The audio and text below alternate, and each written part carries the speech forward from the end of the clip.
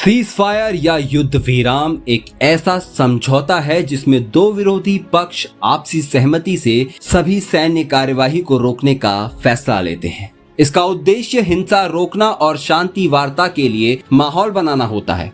यह अस्थायी या स्थायी हो सकता है और अक्सर किसी तीसरे पक्ष या अंतर्राष्ट्रीय दबाव के तहत घोषित किया जाता है। सीज फायर के तहत क्या क्या आता है, नियम और प्रोटोकॉल्स क्या हैं?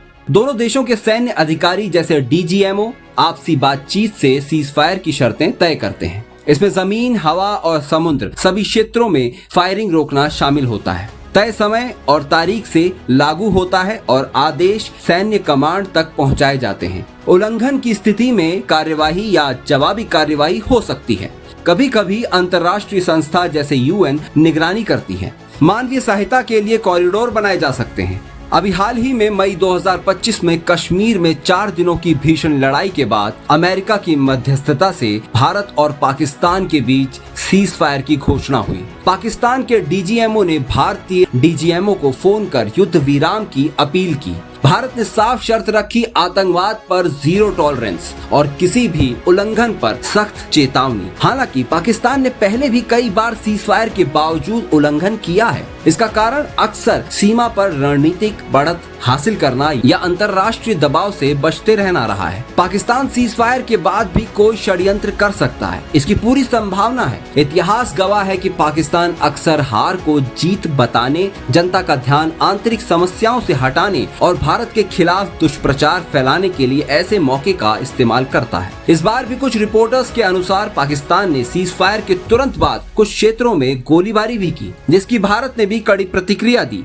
सीज फायर के तुरंत बाद भी पाकिस्तान ने सोशल मीडिया और अपने मीडिया के जरिए भारत पर झूठे आरोप लगाए, जैसे कि भारतीय सेना ने धार्मिक स्थलों या सिविलियंस को निशाना बनाया, जबकि भारत ने इन दावों को सिरे से खारिज कर दिया। इसके अलावा पाकिस्तान ने परमाणु हथियार की धमकी देकर अंतर्राष्ट्रीय दबाव बनाने और सीज फायर हासिल करने की कोशिश की थी, जिससे साफ है कि वो रणनीतिक चालें चलता रहता है। सीज फायर के बावजूद पाकिस्तान की तरफ से आतंकवाद, दुष्प्रचार या अन्य किसी प्रकार की गुप्त गतिविधि की आशंका को नकारा नहीं जा सकता। सतर्कता और निगरानी जरूरी है, क्योंकि पाकिस्तान की नीति में अक्सर सीज फायर को अस्थायी रणनीति के तौर पर इस्तेमाल किया जाता है। भारत पाकिस्तान सीज फायर का प्रमुख इतिहास अगर हम उठा के देखें, 1947-48 का वो युद्ध, कश्मीर युद्ध, और 1949 में सीज फायर। भारत पाकिस्तान का पहला युद्ध कश्मीर पर अधिकार को लेकर हुआ। पाकिस्तान ने कबायली ट्राइब और अपनी सेना के साथ कश्मीर में घुसपैठ की।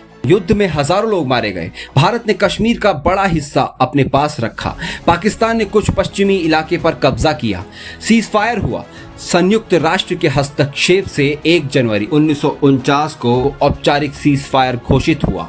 कराची समझौता 1949 के तहत सीज फायर लाइन आज की LOC बनाई गई, जिसे यूएन की निगरानी में रखा गया। पहली बार दोनों देशों ने सीमा तय की और अंतर्राष्ट्रीय स्तर पर विवाद को मान्यता मिली। हालांकि ये स्थायी समाधान नहीं बन सका। 1965 का वो युद्ध और सीज फायर। पाकिस्तान ने ऑपरेशन जिब्राल्टर के तहत कश्मीर में घुसपैठ की, जिससे युद्ध छिड़ गया। दोनों देशों को भारी नुकसान हुआ। भारत ने कुछ इलाके जीते, पाकिस्तान ने भी कुछ हिस्से लिए। संयुक्त राष्ट्र और सोवियत संघ के दबाव में 22 सितंबर 1965 को युद्ध विराम हुआ। जनवरी 1966 में ताशकंद समझौता हुआ, जिसमें दोनों सेनाएं युद्ध से पहले की स्थिति में लौट गई। दोनों देशों ने अंतर्राष्ट्रीय दबाव में शांति को प्राथमिकता दी, लेकिन कश्मीर विवाद यथावत रहा। 1971 का युद्ध और सीज फायर। पूर्वी पाकिस्तान अब बांग्लादेश में राजनीतिक संकट और शरणार्थी समस्या के चलते भारत पाकिस्तान में युद्ध हुआ। पाकिस्तान की हार, बांग्लादेश का निर्माण। 90,000 पाकिस्तानी सैनिकों ने आत्मसमर्पण किया। 16 दिसंबर 1971 को भारत की निर्णायक जीत के बाद युद्ध विराम हुआ। 1972 में शिमला समझौता हुआ, जिसमें सीज फायर लाइन को लाइन ऑफ कंट्रोल LOC नाम दिया गया। दक्षिण एशिया की राजनीति बदल गई, लेकिन कश्मीर विवाद बना रहा। 1999 का कारगिल युद्ध और फिर सीज फायर। भारतीय सेना ने भारी संघर्ष के बाद क्षेत्र को वापस हासिल कर लिया। अंतर्राष्ट्रीय दबाव और भारत की सैन्य सफलता के बाद पाकिस्तान को पीछे हटना पड़ा। युद्ध जुलाई 1999 में खत्म हुआ। भारत की सैन्य ताकत का प्रदर्शन, लेकिन सीमा पर तनाव जारी रहा। 2003 का सीज फायर। लगातार सीमा पर गोलीबारी और नागरिक हानि हो रही थी।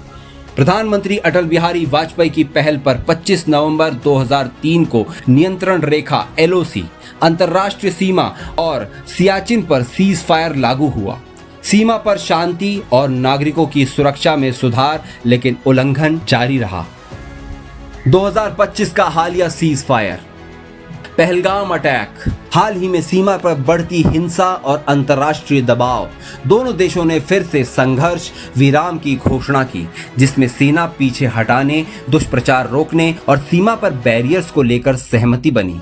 एक बार फिर शांति की उम्मीद, लेकिन इतिहास बताता है कि स्थायी समाधान के लिए राजनीतिक इच्छा शक्ति जरूरी है। सीज फायर शांति की दिशा में एक जरूरी कदम है, लेकिन इसका पालन और पारदर्शिता दोनों देशों की जिम्मेदारी है। इतिहास बताता है कि पाकिस्तान ने कई बार इसका उल्लंघन किया है, जिससे भारत को सतर्क रहना पड़ता है। अंतर्राष्ट्रीय दबाव, कूटनीति और सख्त निगरानी ही स्थायी शांति की कुंजी है। आपको जानकारी पसंद आई हो तो लाइक, शेयर एंड सब्सक्राइब करना ना भूलिएगा दोस्तों। ऐसी ही वीडियोस के लिए grow with me channel knowledge is power के साथ जुड़े रहिए। तब तक के लिए धन्यवाद, शुक्रिया। मिलते हैं फिर एक नई वीडियो में।